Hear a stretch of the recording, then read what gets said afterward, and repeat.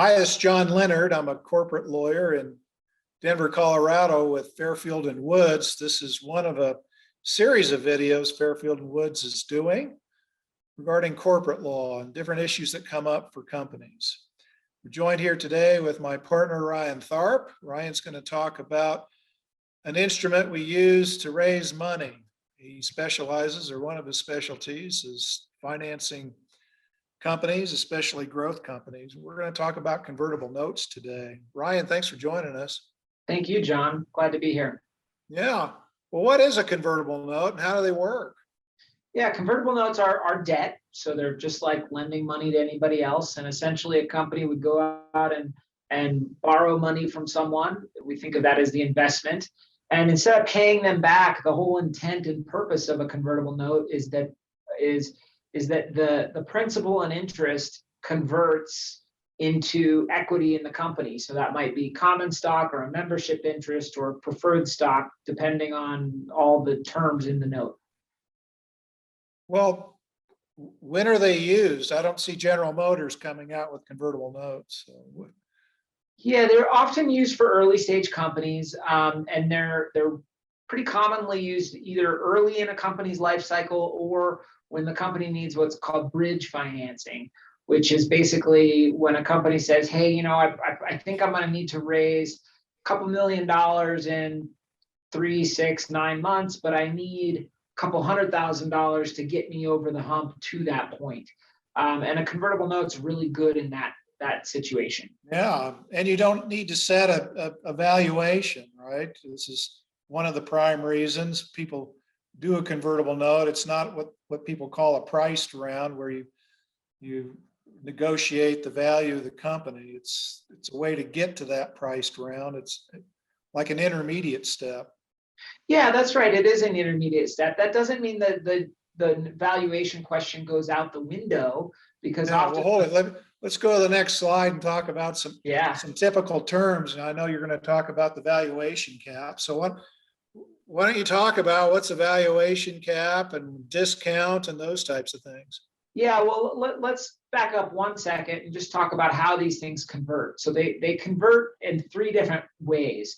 One is when the note becomes due, right? I mean, every loan has a due date, and when that due date comes up, and usually what the note says is either the company or the investor has the option to pay the amount in stock rather than returning cash. So that's one time it'll convert. The second time it'll convert is if the company sells before the note is due. And then the conversion happens to give the investor the benefit of the sale.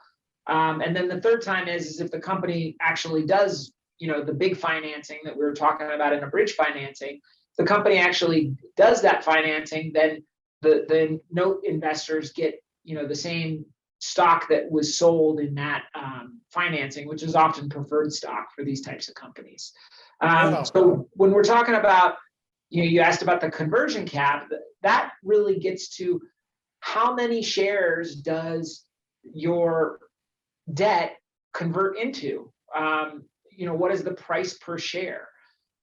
And really there's 2 things that go into that. You determine that by setting a value of the company. And so oftentimes what you'll negotiate is a maximum value that the company will have for purposes of the conversion.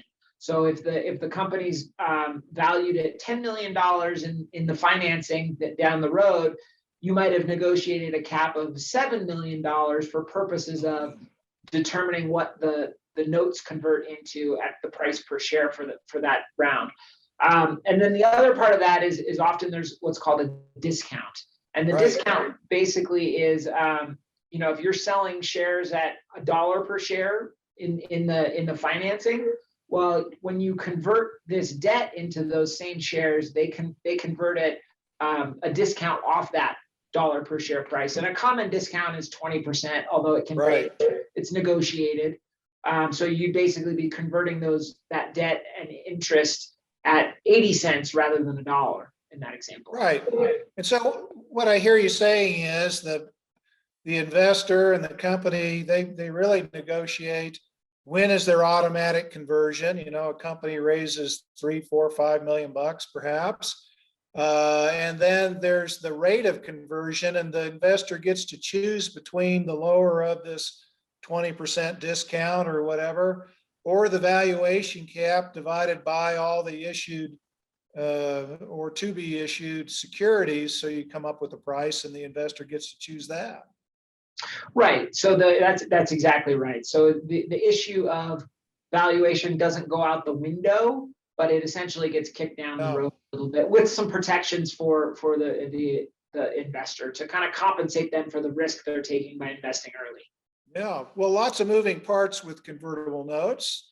Thanks for joining us. I know if people have other questions, they can call you or email you. So thanks for joining us. Thank you, John.